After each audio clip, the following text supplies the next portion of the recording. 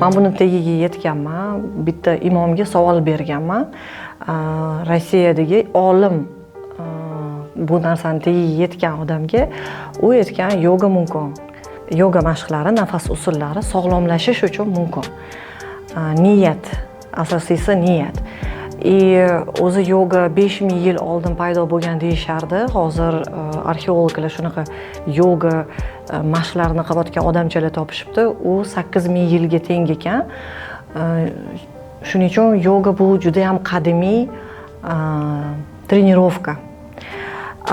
Har xil boshqa dinlar shu yoga bilan bog'lashayotgan dinlar hammasi yaqinda paydo bo'lgan dinlar. Shunga bu уже logически, matematik hisoblasa bo'ladi. Masalan, 2500 yil oldin paydo bo'lgan dinni ayirsak, уже получается, что necha yil oldin yoga paydo bo'lgan. Shunga, masalan, Hindistonda yogani bu askarlarni tayyorlaydigan trenirovkasi bo'lgan. Bu yoga bilan erkaklar shug'ullanishgan.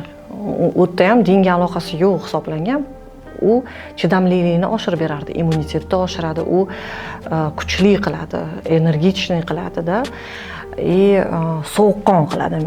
Xotirjam bo'lasiz, xotirjamlikda baribir yaxshi решениyalar keladi. Da, o'sha askarlarning shunaqa trenirovkasi bo'lgan. Keyin ayollarga ruxsat degan. Oldin bu qiyin hisoblangan, ayollar shug'ullanilmasin deyilgan.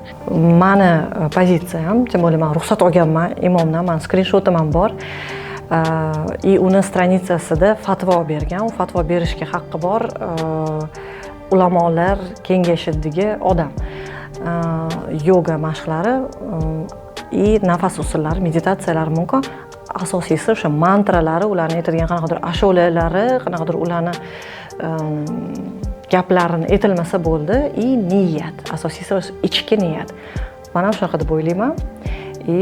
Shuning uchun ham boshlaganman shu yo'nalishni.